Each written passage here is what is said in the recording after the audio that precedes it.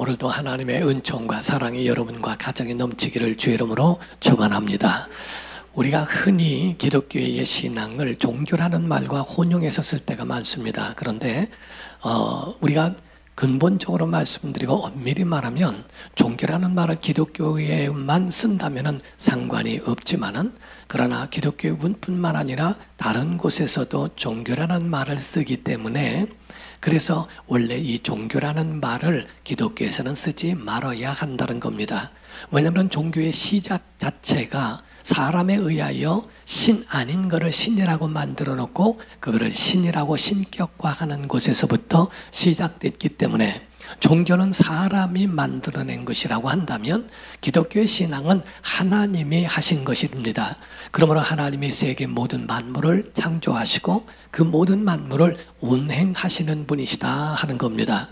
그래서 성경을 통하여 우리가 그 하나님을 알고 믿고 사랑함으로써 하나님의 방식대로 살아가는 것을 가리켜 신앙생활이라고 말씀하는 겁니다.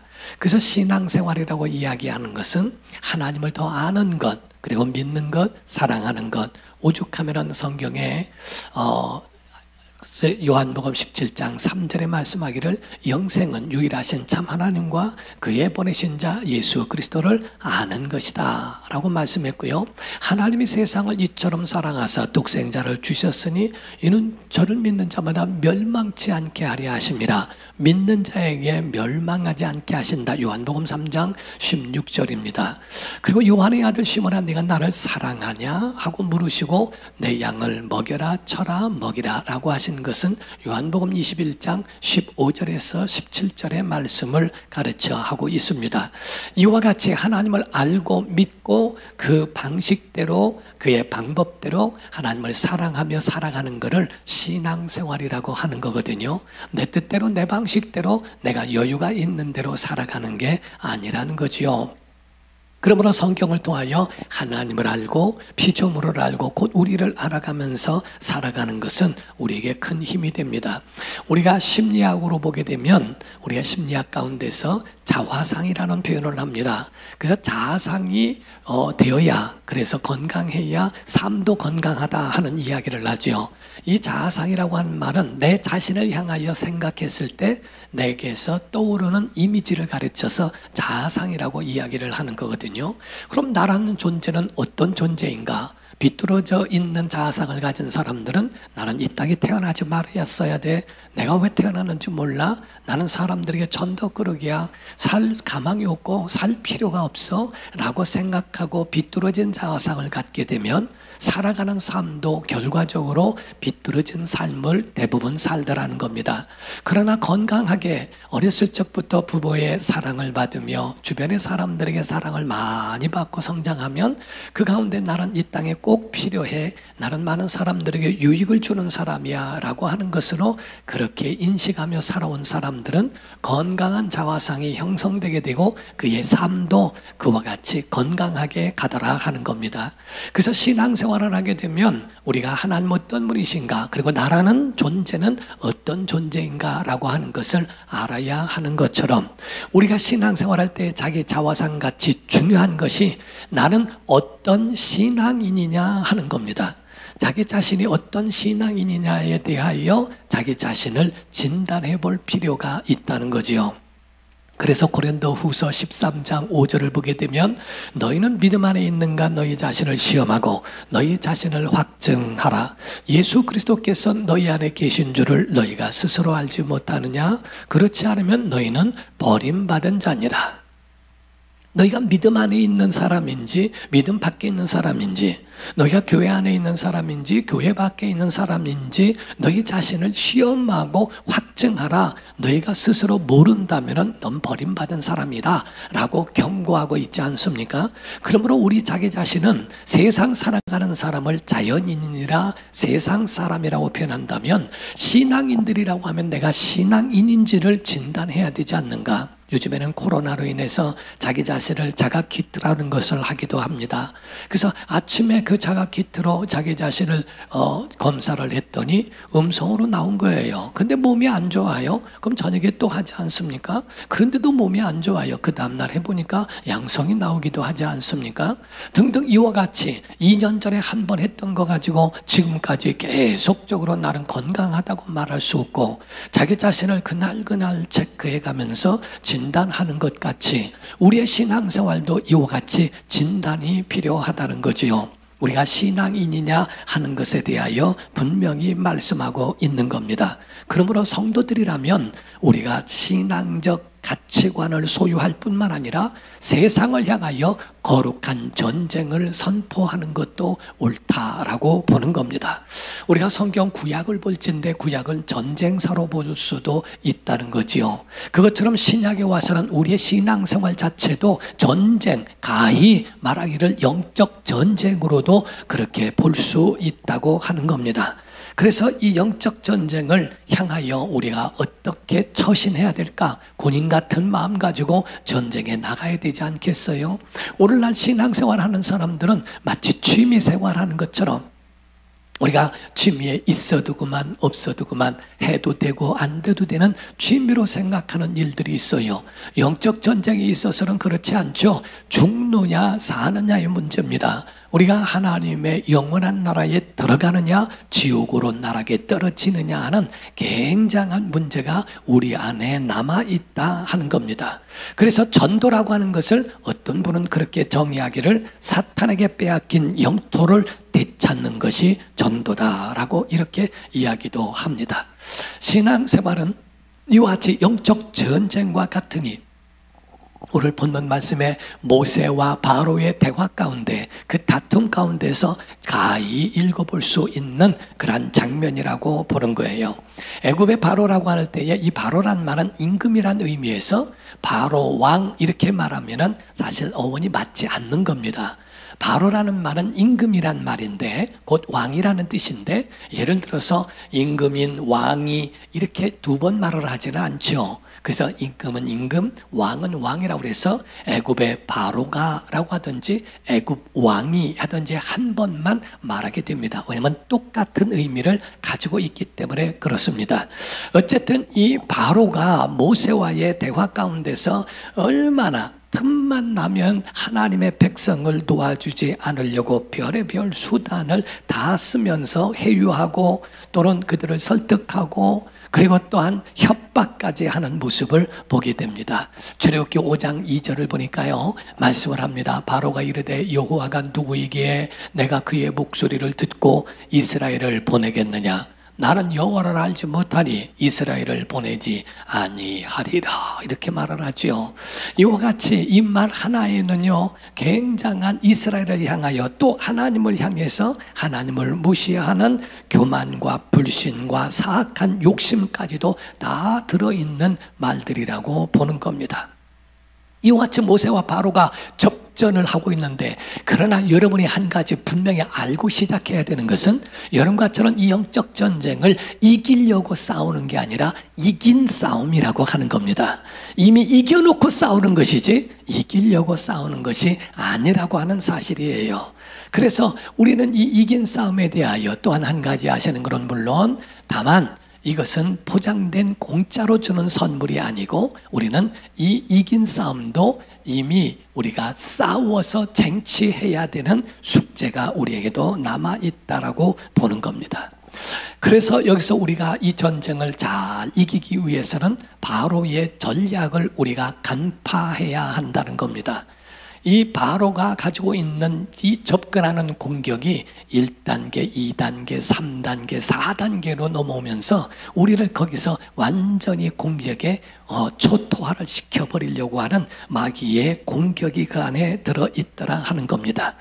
우리가 요충지라고 그러죠. 전쟁이 나면 요충지를 공략해서 완전히 끊어버립니다. 첫 번째 통시를 끊습니다. 두 번째는 지휘부를 완전히 파괴시켜버리면 명령도 못하고 명령을 해도 듣는 자가 없고 오합지졸이 돼서 갈팡질팡 왔다 갔다 난리가 나게 되고 누구의 말을 듣고 어디로 가야 될지 모르기 때문에 통신부터 끊어버리고 지휘부를 완전히 박살내면서 시작하는 것을 전쟁이라고 보는 거예요.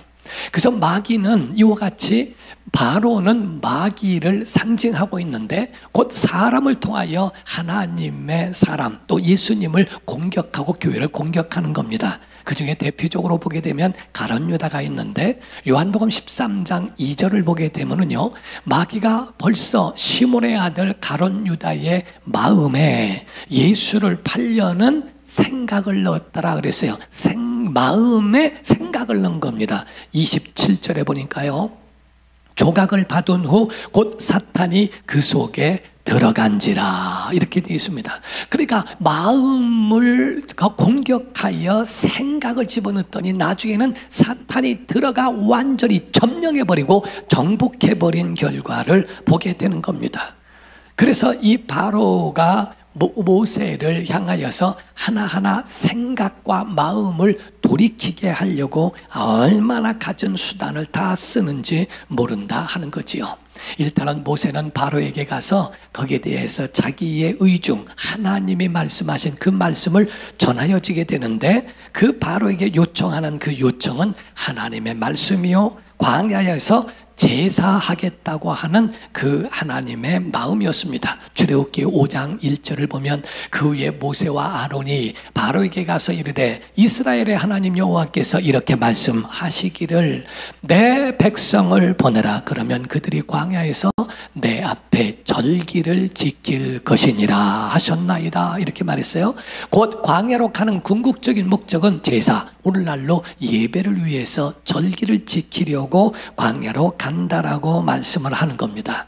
그랬더니 바로가 제안을 합니다. 설득을 하면서 제안을 4가지를 하게 되는 거예요. 그게 오늘날 우리가 신앙인들을 조명해 볼 수 있는 그런 하나의 본보기가 된다라고 보는 겁니다. 첫 번째 제안이 다른 게 아니고 오늘 본문 말씀에 출애굽기 8장 25절입니다. 바로가 모세와 아론을 불러 이르되 너희는 가서 어디서 이 땅에서 너희 하나님께 제사를 드리라 이렇게 말을 해요. 첫 번째 제안이 이 땅에서 해라.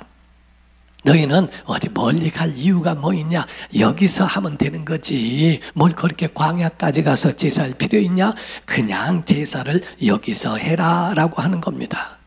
애굽 땅에서 우상이 가득한 곳에서 거기서 하나님께 제사한다는 것이 말로는 쉬워도 현실적으로는 쉽지가 않아요. 제가 장례를 치를 때에 싫어하는 것 중에 하나가 있습니다. 그것은 유교식, 불교식으로 그 가운데에 세상적으로 제사를 하는데 거기에 제사 음식을 다 차려놓은 가운데 향도 피우고 촛불도 켜놓고 다 해놓은 가운데 목사님 오셨으니까 그냥 예배하고 가세요. 이걸 제일 좋아하지 않습니다. 예배가 중요한 게 아니고 그 가운데에 제사상을 다 차려놓고 거기서 예배하는 것은 마치 기독교에서도 제사상을 차려놓고 예배를 해도 괜찮은 모습으로 삼자는 보게 된다는 거지요. 예배가 중요한 게 아니라 거기서 중요한 건 구별이 중요합니다. 그래서 거기서 구별된 곳에서 그래서 그런 분들에게는 제가 나와서 괜찮다고 아니라고, 그래서 조문을 갖기 때문에 우린 기도만 해주면 된다 해서 그분들을 데려다가 그분들을 손을 잡고 기도해주고 위로해주고 그렇게 하고 돌아오기도 합니다. 제사상론 가운데에 찬송을 하고 기도를 하고 대표 기도를 하고 설교를 하고 하는 그런 모습은 뭔가가 혼합적인 분위기를 볼 수 있기 때문에 좋아하지는 않는다는 거지요. 마치 애굽에서 너 여기서 예배해, 뭘 거기까지 가냐? 여기서 우상 숭배하는 그 자리에서 한다는 것은 절대로 맞지 않는 모습이 될 수 있다는 거지요. 이 뜻이 무슨 뜻인지 아닙니까? 바로가 이야기하는 것은 야 멀리 가지 마라 하는 그 얘기는 예배는 하지만 너는 내 백성이고 너는 내 노예야, 너는 자연인이야 라는 그런 의미를 그 가운데에 담고 있다는 겁니다. 마귀의 계략은 다른 게 아니에요. 교회는 나가라. 하지만 너희는 세상 쾌락까지는 포기하지 말아라. 언제든지 너희는 내 눈 안에 있어야 되고 내 노예로 살아야 되고 이 안에서 조정될 수 있는 존재여야 한다. 다시 말하면 놓아주지 않겠다는 의미와 같은 겁니다. 요 1단계에 걸려있는 사람들도 많이 있다는 거지요. 그러므로 여러분의 신앙생활은 어느 단계에 걸쳐 있는가도 한번 진단해 볼 필요가 있다고 하는 겁니다. 교회에 이런 사람들은 교회에 오면 신앙인 같고, 세상의 교회 바깥으로 나가면 세상인 자연인의 모습이라고 보는 겁니다. 먹고는 살아야지 세상에 있는 것 먹지 않고 살 수 있나? 라고 하는 항상 마음에는 세상 중심의 삶이고, 남은 시간이나 주일이 되면은 교회는 가야지 라고 하는 이중적인 마음을 떨칠 수가 없는 것이 그 안에 있습니다. 그 말에 대하여 증거라도 하는 것처럼 저런 우리 성도들이 이 말은 좀 안 했으면 좋겠다 하는 말들이 있어요.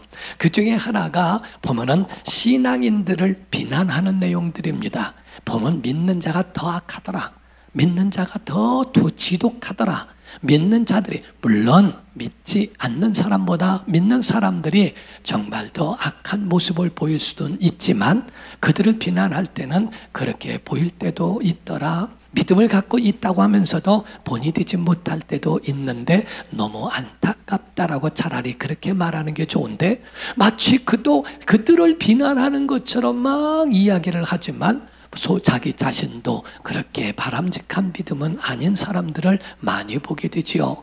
그리고 또 교회를 박해합니다. 바깥에서 있는 모습으로 교회가 이러네 저러네, 교회가 세상에서 빛이 못 된다, 소금이 못 된다는 등 비판하는 모습으로 있고요. 세 번째로 보면은 항상 말을 해도 교회 안에서 그들을 설득하는 게 아니라 세상 편에서 교회에 대한 이야기를 하는 모습들을 볼 때 너무나 안타깝고 마음이, 심령이 정말 답답할 때가 없지 않아 있더라는 거지요.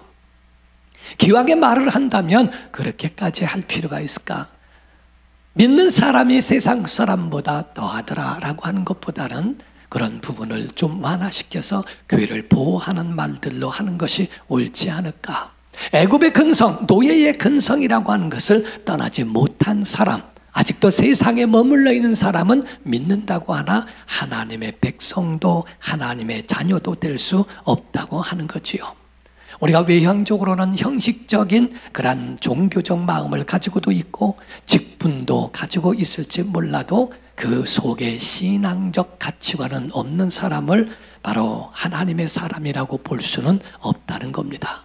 그 사람의 유형은요, 밖에 있어도 세상에 있어도 교회 안에 있어야 되는데 라고 하는 말에 찝찝함으로 만족함이 없고, 교회 안에 있어도 세상을 향한 발을 담그고 있는 두 가지라서 그 안에서도 만족함이 없는 모습이라는 겁니다. 두 번째 마귀의 공격의 두 번째 제안이 나오는데요, 그것은 출애굽기 8장 28절을 보면은요, 바로가 이르되 내가 너희를 보내리니 너희가 너희의 하나님 여호와께 광야에서 제사를 드릴 것이나 너무 멀리는 가지 마라. 아까는 이 땅에서, 지금은 멀리 가지는 말라. 그런즉 너희는 나를 위하여 간구해라. 야, 얼마나 멋있게 표현하는 말입니까? 나 위해서 기도해 주면 되잖아. 그러니까 그렇게 꼭 멀리 갈 필요 있니? 이 땅에서 하라고 첫 번째라더니 두 번째는 멀리는 가지 말라고 해유하며 설득을 하는 이야기를 하고 있습니다. 에스겔서에 보게 되면요, 물을 측량하고 물속에 들어가는 장면이 나오는데, 물을 측량하고 들어가니 물이 발목에 닿았고, 측량하고 또 들어가니 무릎에 닿았고, 또 측량하고 들어가니 허리에 닿았고, 측량하고 들어가니 헤엄칠 만큼 완전히 그 속에 수영할 만큼 깊은 물이 되었다라고 되어 있습니다. 우리의 신앙을 조명하고 있는 모습이에요. 발목 신앙이죠. 교회는 왔다 갔다 하지만 전혀 그 속에 대한 은혜의 체험이 없는 사람. 두 번째가 무릎 신앙입니다. 우리가 조금 살다 보면 힘든 일도 있어요. 기도가 필요할 때 있거든. 그럼 기도할 때에 막 무릎 꿇고 기도하다 보면 응답되리가 그 맛을 안 해요. 그래서 믿음이 조금 성장을 해서 무릎 신앙으로 성장하는 사람도 있지만 거기서 정지된 사람도 있습니다. 그러다가 허리 신앙까지 올라갑니다. 허리에서는 허리띠를 띠고 허리에 띠를 띠고 봉사하는 차원까지 갑니다. 그래서 교회에서 조금 남을 위하여 봉사하면서 그것을 자기에게 만족으로 삼는 사람들도 있더라는 거지요. 성경에는 우리에게 말씀할 때 온전히 빠지라는 겁니다. 은혜에 들어가라는 겁니다.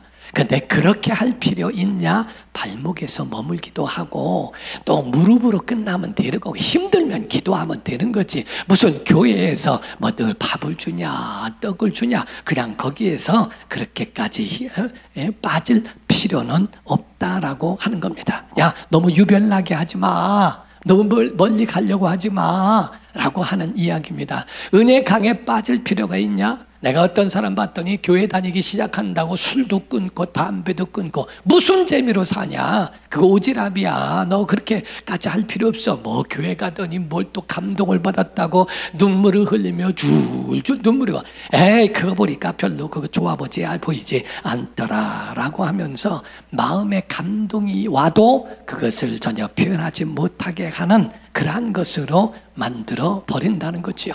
그래, 예수는 믿어라. 그러나 유별나게 믿지는 마라 하는 겁니다. 이게 바로 두 번째의 이 바로가 마귀가 바로를 통하여 접근하는 거예요. 오늘날 교회가요 100%의 교회가 있다면 10%만 자립교회고요 90%는 전부가 미자립교회입니다. 왠지 아십니까? 성도들 가운데서도요 진짜 은혜의 강에 완전히 빠진 사람이 2사람만 있어도요 그 교회는 그렇게 어렵지 않아요. 교회마다 그런 헌신자가 나오지 않고 대부분 보면은 발목신앙, 무릎신앙까지가 거의 있고요 허리에 대한 신앙이 있어도 완전히 들어가지 않는 사람 많습니다. 우리가 사도행전 3장에 보면 성전 미문에 있는 안진뱅이 걷지 못하는 거지가 있어요. 그들은 걷지를 못하니까 사람들이 데려다가 미문에다 갖다 놓지요. 그런데 사람들이 지나가면서 구걸은 해줘도 책임은 지지 않습니다. 왠지 아세요? 만약에 그가 책임을 져서 그가 다른 곳에서 있다면 자기들은 선을 행하는 모습과 그의 자존감, 자기의 정체성에 대하여 그거를 보일 수 있는 게 없으니까 올라가며 내려가면서 한 동전 하나씩 떨어뜨려 주는 걸로 선행을 베푼 자기의 만족도 그 안에 있는 건데 한마디로 말하면 그런 거지가 있는 게 자기에게 도움이 되는 거예요. 그래서 그를 책임지는 것이 아니라 나의 존재감을 거기서 나타낸다는 거지요. 교회 안에서도 힘든 일 있으면 기도해 주고 또 교회 안에서도 먼저기 하면은 허리신앙으로 봉사도 하고 거기서 존재감은 나와도 올인하지는 않아요. 완전히 그 속에 들어가는 믿음에 대해서 그렇게 나오지 못하니까 교회가 그런 영적 권위가 없어서 세상에 교회가 많이 있음에도 불구하고 영향력 없는 것은 그 속에 발목신앙, 무릎신앙, 허리신앙까지만 있기 때문에 그렇다는 겁니다. 가정에서도 남편이 그 남편의 권위가 필요하지 않습니까? 소위 말하는 옛날에 간 큰 남자에 대한 이야기가 있습니다. 그 가운데 보게 되면 부인이 외출할 때 40대에 외출하는 그런 부인과 같이 외출하겠다고 하면 간 큰 남자래요. 50대에는 부인이 외출할 때 어디 가냐고 물어보면 간 큰 남자래요. 60대에서는 몇 시에 와? 라고 물어보는 거는 간 큰 남자라 뒤지게 맞는다는 겁니다. 70이 넘었을 때 외출하는 부인은 쳐다만 봐도 터진대요. 그럴 정도로 부인의 가고 있는 외출이나 이런 거에 전혀 간섭도 못하는 남편의 권위는 하나도 없는, 지금 마치 교회는 있는데 영적 권위를 다 잃어버리고 지나가는 토끼도 웃어버릴 정도의 밀림의 왕자 사자가 이빨도 빠지고 발톱도 빠져버린다면 이게 무슨 그에 대하여 존경을 받을 만한 그러한 밀림의 왕자가 되겠는가? 오늘날 마찬가지입니다. 교회도 그렇습니다. 여러분과 저는 어떤 신앙입니까? 우리가 인테사의 앤드류라고 하는 사람은 말하기를요, 세상을 향하여 풍자한 말을 이렇게 말했습니다. 뭔가에 미친 사람이 세상을 뒤집더라 하는 얘기를 합니다. 설거지 하다가 그릇 깰까봐 안 하는 것보다 깨더라도 설거지 하는 게 옳더라 라고 하는 말과 같은 겁니다. 무식한 개가 호랑이 잡는다는 거지요. 무엇인가 하나에 올인하고 그 속에 들어가 있는 사람을 가르쳐 말하고 있습니다. 세 번째 제안으로서는 바로가 그런 말을 하고 있습니다. 출애굽기 10장 10절에서 11절입니다. 바로가 그들에게 이르되 내가 너희와 너희의 어린아이들을 만약에 보낸다면 여호와와 다를 바가 뭐 있겠냐? 여호와가 너희와 함께함과 같은 거다. 왜냐하면 어린아이들 그 힘든데 광야로 보낸 것은 잘못이다. 보라, 그것이 너희에게는 나쁜 것이니라. 11절에 그렇게 하지 말고 너희 장정들 남자들만 가서 여호와를 섬겨라. 이것이 너희가 구하는 바니라. 이에 그들이 바로 앞에서 쫓겨나니라. 여기서 첫 번째는 이 땅에서 해라. 두 번째 멀리 가지 마라. 세 번째 너만 믿으면 되지, 이 얘기입니다. 뭘 주르르 다 데리고 가냐? 너만 천국 가면 되는 거지 뭘 그렇게 할 필요가 있느냐? 왜 남까지 피해를 주고 남에게 부담을 줘? 전도라는 명목으로 그들에게 부담 정하면서 그렇게 하는 거 좋은 거 아니야. 너 그 오지랖이야. 그렇게 할 필요가 없는 거야 라고 하는 겁니다. 교회도 조심스럽게 혼자 그냥 조용하게 있다가 나오면 되지, 사람과 만나면 시험 들어. 그렇게 만나지도 말고 조심해서 조용히 들어갔다 나오는 게 그게 좋은 거야 라고 이야기한 것 같습니다. 사랑하는 성도 여러분, 성경에 보게 되면 창세기 4장 9절엔 이런 말씀이 있어요. 여호와께서 가인에게 이르시되 네 아우 아벨이 어디 있냐 하고 물으시니 그가 이르되 내가 알지 못하니이다. 내가 내 아우를 지키는 자니까. 무책임한 말 가운데 내 아우를 지키는 자입니까? 내가 걔가 이렇게 되는지 저런데 내가 무슨 상관입니까? 이거는 믿음의 사람의 말이 아니라는 거예요. 우리에게 만약에 물어보신다면 제가 알지 못하나이다. 내가 찾아보겠나이다. 그는 내가 지켜야 마땅한 자입니다 라고 해야 된다는 거죠. 교회는 공동체예요. 나 혼자만이 아닙니다. 개인적인 신앙생활이 아니라 모든 사람, 목자라면 목원들에 대하여 물어보면 그에 대하여 내가 그들을 지키는 자니다가 맞다는 거죠. 나와 무슨 상관이 있습니까? 목원이면 목원 지들이 알아서 사는 거지 나하고 상관이 있습니까? 라고 말하는 건 가인이 말하는 것과 다를 바가 없다고 보는 겁니다. 너 혼자 예수 믿어라, 개인주의로 살아라, 너만 예배하면 된다라고 하는 마귀의 그와 같이 우리의 접근하는 세 번째 제안이라는 거예요. 네 번째 제안이 나옵니다. 네 번째는 물질은 두고 가라 하는 겁니다. 오늘 본문 우리가 또 보게 되면요, 출애굽기 10장 24절입니다. 바로가 모세를 불러서 이르되 너희는 가서 여호와를 섬기되 너희의 양과 소는 머물러 두고 너희 어린 것들은 너희와 함께 갈지니라. 기독교인들의 물질관이 있는데요, 그릇된 잘못된 물질관이 두 가지가 있어요. 하나는 금욕주의적 물질관입니다. 그래서 교회는 돈 없어야 된다, 교회는 못 살아야 된다, 교회는 아무것도 갖지면 안 된다, 청빈해야 된다. 그래서 아무것도 갖지 못하게 하는 그런 청빈적 금욕주의적 물질관입니다. 성경은 아니라는 거예요. 성경은 생육하고 번성하고 땅에 충만하라라고 말씀하고 있어요. 성경이 말하는 복은 청빈이 아닙니다. 그 가운데의 모든 일에 풍성하고 그거를 잘 사용하는 것. 두 번째가 잘못된 그릇된 물질과는요, 거기에 물질에 애착을 갖는 것, 집착을 하는 겁니다. 모이는 거는 아주 애를 쓰는데 사용할 줄을 몰라요. 기독교인들의 물질관, 내가 돈을 버는 이유는 세 가지가 필요해요. 첫 번째, 하나님의 영광을 위하여. 아멘. 아멘. 하나님의 영광을 위하여. 두 번째가 믿음의 다음 세대를 위하여. 세 번째가 굶주린 어린 이웃들을 위하여 우리는 돈을 벌어야 할 이유가 있어요.